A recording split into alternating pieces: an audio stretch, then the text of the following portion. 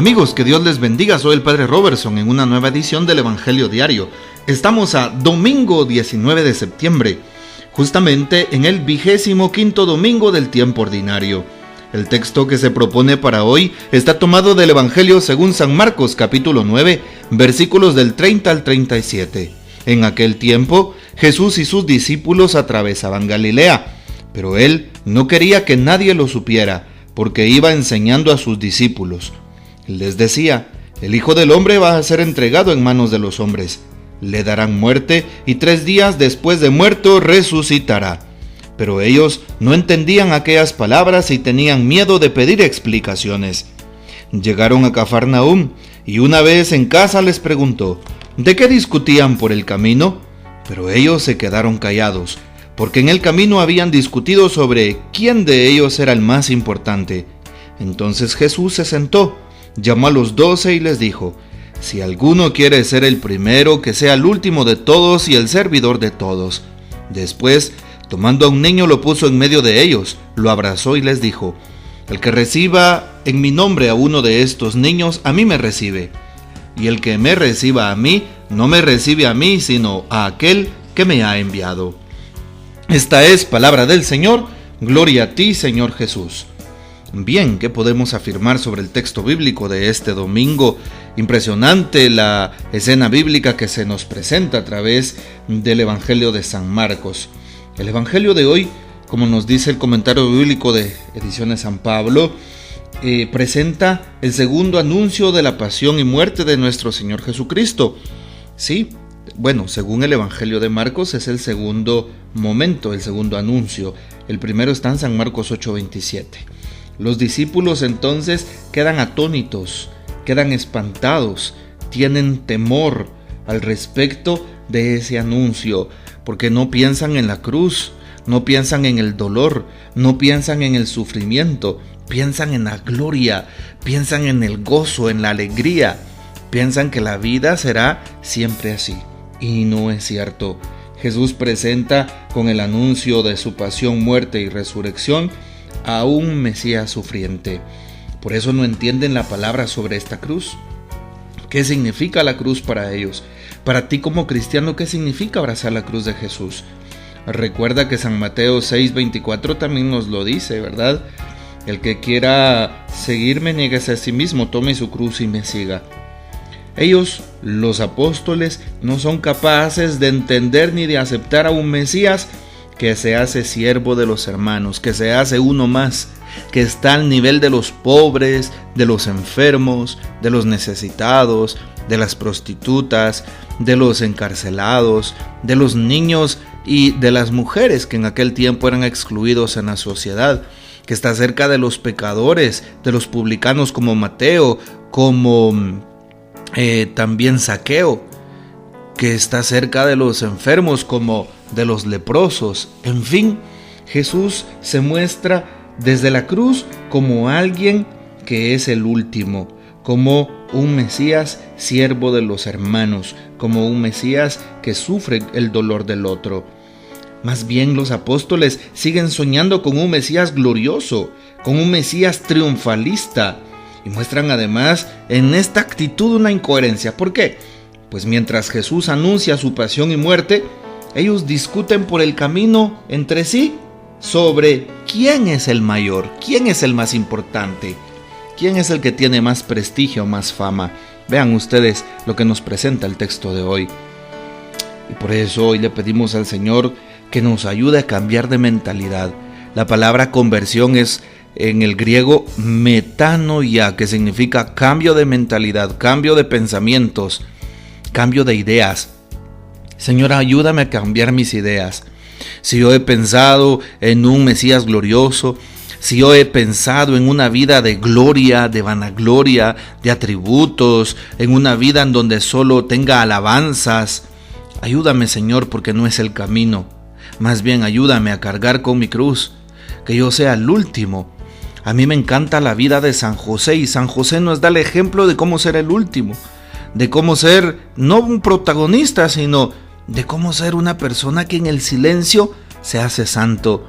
Jamás San José dice, por ejemplo, una sola palabra. Jamás San José toma el protagonismo en la historia de Jesús, y siendo esa su actitud, es uno de los hombres más grandes en la historia de la iglesia y de la salvación. Así es. Llama la atención pues la mentalidad de competición, de prestigio, esa manera de pensar era característica de la sociedad romana, así es, del Imperio Romano. Recordemos que los romanos tenían el dominio de aquellos pueblos de Galilea, así es, incluyendo pues Palestina, Israel.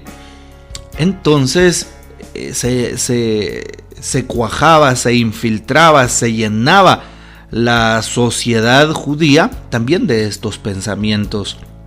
Pues ya se encuentra en esta pequeña comunidad, sí, que estaba empezando, esta pequeña comunidad cristiana o esta comunidad de los apóstoles, ya se notaban estos pensamientos de grandeza, sí, de buscar aires de fama, de buscar fortuna, de buscar todo aquello que siempre estaba por encima de los demás. Por eso aquí aparece el contraste. Jesús se preocupa de ser Mesías siervo y ellos solo piensan en ser el mayor. Sí, Jesús trata de bajar y ellos quieren subir. Vean ustedes, qué impresionante, ¿verdad? Por eso la respuesta de Jesús es un resumen del testimonio de vida que él mismo venía dando desde el comienzo. Si uno quiere ser el primero, que sea el último de todos, el siervo de todos. Pues el último no gana premio, no tiene recompensa, el último no tiene fama, el último no tiene prestigio, el último no tiene más que el amor al otro, el último no tiene más que el premio del cielo, el último no tiene más tesoro que el mismo Dios. Así es. Por eso el poder hay que usarlo, no precisamente para subir, para dominar, para imponerse, para estar por encima de los demás. No, sería un tiranismo. Sino más bien el poder deberíamos de utilizarlo como Jesús para bajar, para servir, hacer una kénosis, así se le llama a la acción que hizo Jesús. El Todopoderoso se hizo uno como nosotros en su nacimiento. Una kénosis, un abajamiento es lo que significa. Kénosis es una palabra griega que significa abajamiento. Que nosotros vayamos al otro, a la realidad del necesitado. Y cualquier persona está necesitada, cualquier persona. No solo una persona en cuestiones materiales, sino también puede ser una persona en cuestiones espirituales.